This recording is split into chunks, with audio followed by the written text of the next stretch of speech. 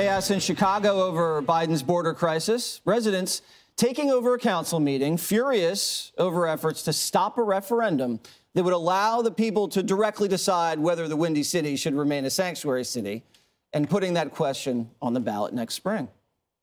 Do you, as a resident of the city of Chicago, believe that we should remain a sanctuary city?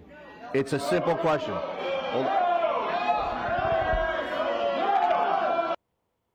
But despite the community outrage, the city's far-left mayor, Brandon Johnson, ultimately blocked the measure that would allow residents to weigh in.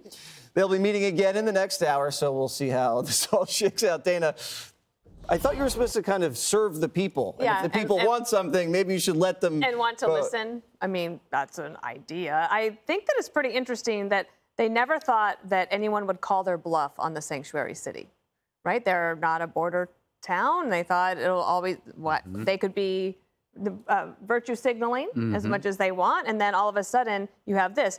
This is a top issue for voters going into 2024. And for the Biden administration, I can't for the life of me think what it would take for Biden to actually care. You even had Brandon Johnson, the far left mayor, go to the White House last week. He got nothing.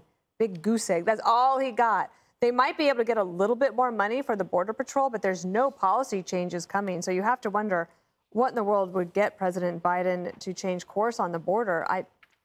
I'm actually dumbfounded by it.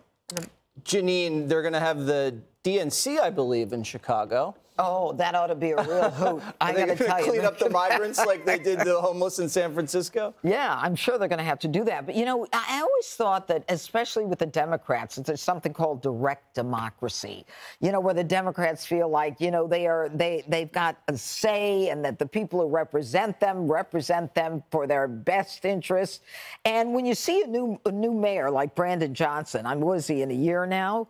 And he's basically shutting down the opportunity of Chicago residents, American citizens, to have a say because they are losing. They're on the losing end of this, where the illegals get, what, $40 million a month for health care, housing, meals, Head Start, and all that stuff.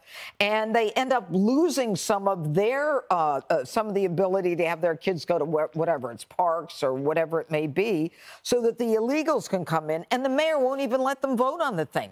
It is really amazing. And my understanding, Dana, maybe I'm wrong, I thought that they wanted $5 billion when the mayors went, and I thought they came out with $1.4 billion. But even that, I mean, the people should be given a choice. That's what democracy is. Yeah, we were hearing about democracy for years, Greg, from the Democrats. Now, no one's allowed to vote. It's weird. I was listening to the city council, and all I heard was, "Let's go, Brandon." They just replaced Lori Lightfoot with a scarier sequel. You know, it's like Alien and Illegal Aliens. So it's not about the person, just the person. It's also about their policies that tell you that you're racist if you speak out against the destruction to your cities through illegal immigration. That's hard for me to say.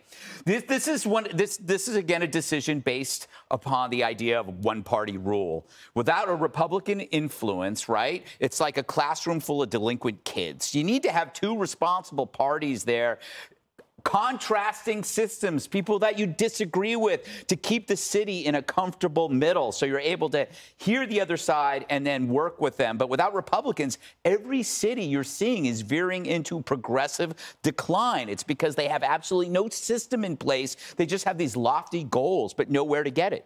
Is it racist to not let Black Americans in Chicago vote?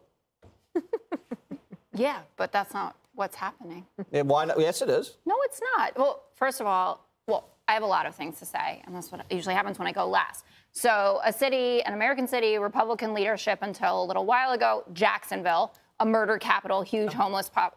Oh, okay, it's accurate. Exception Democrats proves the rule.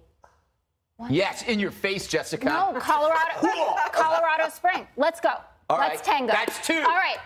Big deal. Democrats accept election results and want everyone to be able to vote. Look what happened in Mississippi on Tuesday night. Joy Reid just said Hillary won in 2016. Honey, I don't think that she actually just said that. Joy Behar, one of them.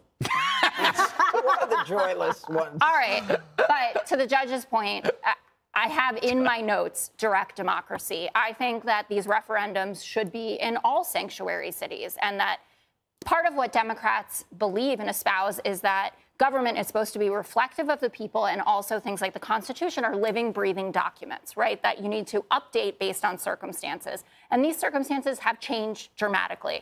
So ask people what they want, and then you go back to the Biden administration and you say, this isn't working. I think like the results on those referendums would be the same as the abortion referendums in the red states.